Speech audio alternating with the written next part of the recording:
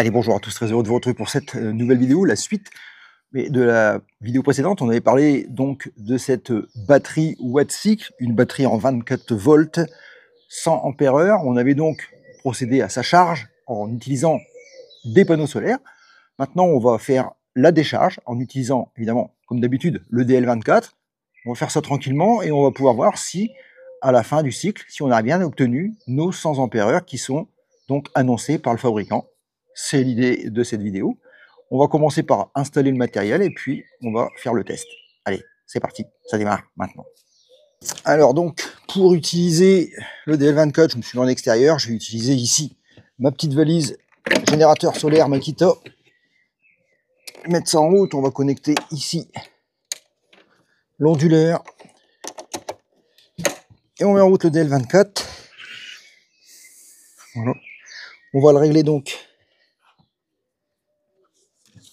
à la tension de décharge. On va vérifier ici dans le manuel avant de d'indiquer la décharge. On va déjà regarder à quel moment elle doit couper. Donc si on regarde la notice, on voit ici indiqué que la tension de coupure, on est en 24 volts, on est en 100 ampères-heure. Tension de coupure, c'est 18 volts,4.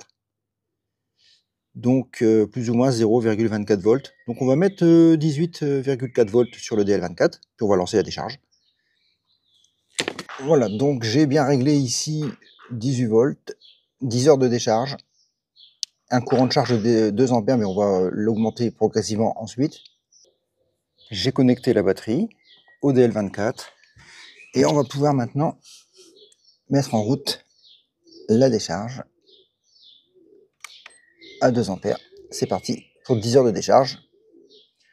On va augmenter, puisque là on est à 54 watts, c'est pas beaucoup, donc on va augmenter ici progressivement. On va augmenter ici les ampères, donc on est à 2, on est à 3, 385 watts, 108 watts, 135, 5. Je pense qu'on va pouvoir décharger à 10 ampères.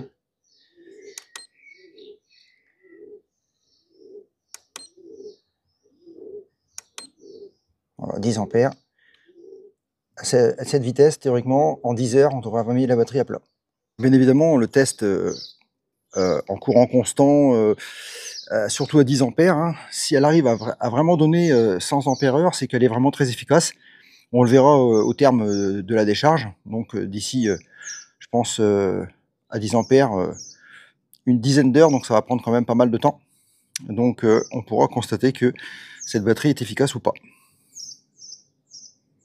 Alors, ce qu'on remarque, donc on remarque qu'on a bien atteint les 100 ampères-heure, puisqu'on a 100 ampères,354, 10 heures de décharge à 10 ampères, courant constant. Voilà, cahier des charges est rempli. Cette batterie, elle est impeccable. Donc, je vous la conseille. Elle tient le choc. On a quand même tiré pendant 10 heures à 10 ampères dessus. On a 2446 Wh,5. Ça correspond exactement à ce qui est annoncé par le fabricant. Donc, c'est, comme je dirais toujours, carton plein. Donc, on peut acheter sans hésitation. Et bien voilà, une vidéo courte, mais efficace, puisque la décharge s'est bien passée. Hein, vous avez vu, hein, on est arrivé vraiment à la capacité qui est indiquée par le fabricant, ce qui est quand même normal. Hein. Pas tout le monde y arrive, hein. Il y a des batteries qui échouent, celle-ci a réussi. Donc pour elle, c'est carton plein. Hein. Merci à la société Wattcycle de m'avoir envoyé ce produit.